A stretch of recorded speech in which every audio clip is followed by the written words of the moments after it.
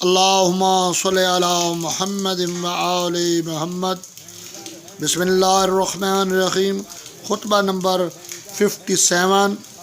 مولا امیر کائنات علی ابن ابی طالب علیہ السلام نے اپنے اصحاب سے فرمایا، میرے بعد جلد ہی تم پر ایک ایسا شخص مسلط ہوگا جس کا حلق کشادہ اور پیٹ بڑا ہوگا، جو چوپائے نگل جائے گا اور جو نہ پائے گا اسے ڈھونڈ لگی رہے گی۔ بہتر تو یہ ہے کہ تم اسے قتل کر ڈالنا، لیکن یہ معلوم ہے کہ تم اسے قتل ہرگز نہ کرو گے۔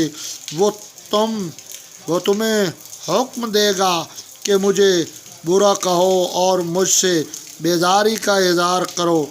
جہاں تک برا کہنے کا تعلق ہے، مجھے برا کہہ لینا، اس لیے کہ یہ میرے لیے پاکیزگی کا سبب اور تمہارے لیے دشمنوں سے نجات پانے کا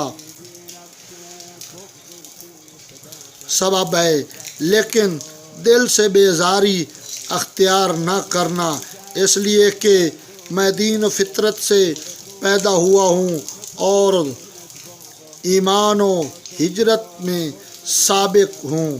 اللہم صلی علی محمد و آل محمد۔